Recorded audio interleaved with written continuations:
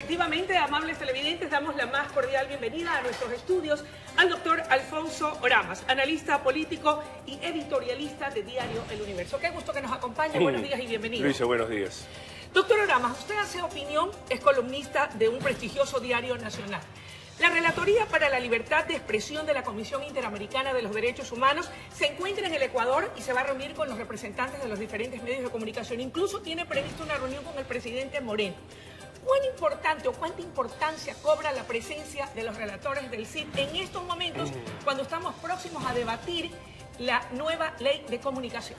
Yo creo que resulta muy interesante, importante esta visita, sobre todo en el momento en que esta comisión pueda recabar toda la información relevante que a su vez les permita tener una visión más clara de todo lo que ocurrió en el periodo del gobierno anterior, en el cual se pusieron todas las trabas inimaginables a lo que significa la libertad de expresión, cuando se trató de satanizar a la prensa libre, a la prensa independiente, cuando se trató de establecer una verdad única como patrón lógico del comportamiento político. En ese contexto creo que resulta muy importante esa visita, precisamente para que ellos puedan recoger toda la información, toda esta experiencia triste que vivió el Ecuador durante muchos años. ¿Vivimos tiempos nuevos? Creo que sí, creo que es innegable que vivimos tiempos nuevos.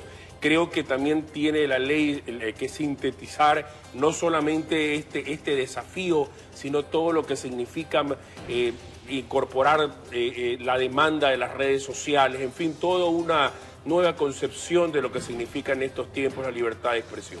Doctor Oramas, cambiemos de tema. La crisis política humanitaria que vive Venezuela inevitablemente ha traspasado fronteras.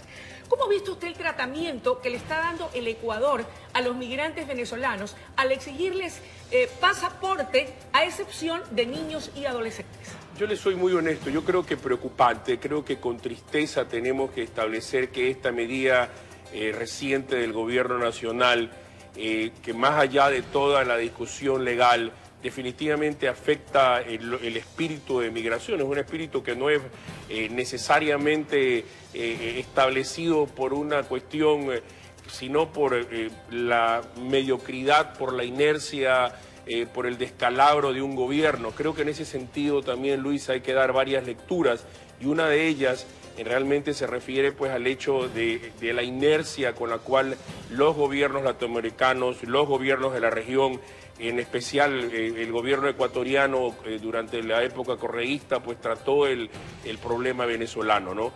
Creo que en ese contexto, y más allá de todas las dificultades que puede significar el proceso migratorio, el tema del pasaporte es totalmente, por decirlo, lo menos indebido en estos momentos. Tal vez por eso la reacción de los representantes de la OEA y de la ONU. Bueno, yo creo que más allá de la reacción de los representantes de la OEA y de la ONU, es la propia reacción interna del Ecuador. Yo creo que la gran mayoría de ecuatorianos, y usted lo puede plasmar en la opinión pública, efectivamente está en contra de esta medida. Eso no significa que no se dimensione el problema de la migración, con todo lo que eso significa también, incluyendo la posibilidad de que existan ya mafias que traten de manejar este tema de los migrantes. Pero resulta indudable que a estas alturas y de forma imprevista establecer la exigencia de los pasaportes a los venezolanos, creo que es una medida indebida. Analicemos posturas entonces. Se fundamenta desde su punto de vista entonces que el defensor público Ernesto Pazmiño haya indicado que en su lugar se deben adoptar medidas cautelares y no el pasaporte por considerarlo atentatorio a los derechos humanos. Es que aquí hay un detalle adicional, Luisa. Conseguir ese pasaporte a los venezolanos es casi una tarea imposible en su país. Véame, nadie puede imaginarse el descalabro absurdo al cual está llevando un mediocre fanático como Maduro a su pueblo. Y entre esas consecuencias está el hecho de que lo que aquí alguien podría manejar como un aspecto normal de su vida, que es el conseguir o obtener un pasaporte, sea casi una tarea imposible. Entonces, pedirle a los venezolanos que ingresen con pasaporte, más allá de cambiar las reglas establecidas, es virtualmente cerrar las puertas para que esa gente desesperada porque no puede más, no pueda salir de su país. Pero no es lo que piensa el ministro del Interior, Mauro Toscanini. Analicemos el alcance de sus expresiones. Él ha dicho que ese pasaporte defiende la medida como una garantía al ingreso seguro, regular y ordenado. ¿Está él en lo correcto? Vea, Luisa, en todas partes del mundo cuando hay estos fenómenos migratorios masivos ocurren pues los mismos temas, los mismos miedos, los mismos recelos, también son los mismos desafíos. Nadie duda que el Estado ecuatoriano de forma soberana tiene el derecho de garantizar así también el ingreso, pero de precautelar que en ese flujo de personas no ingresen gente indeseable, delincuentes, que no se den casos de mafia, que de hecho se dan, etcétera. También el impacto que tiene pues una gran cantidad de venezolanos que ingresan al país y se quedan, más allá de que la mayoría sigue hacia los países del sur.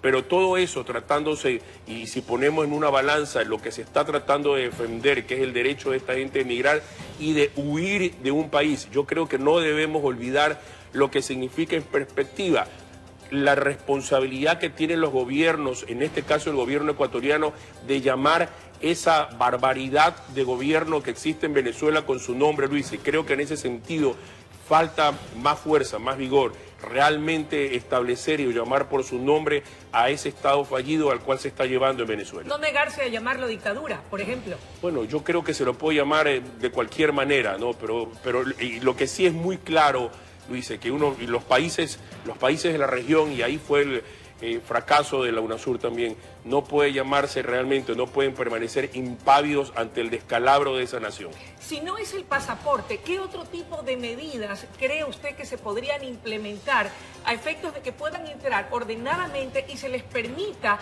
dar la acogida que requieren los migrantes? Bueno, yo creo que el flujo migratorio puede estar regulado por una serie de parámetros, de factores.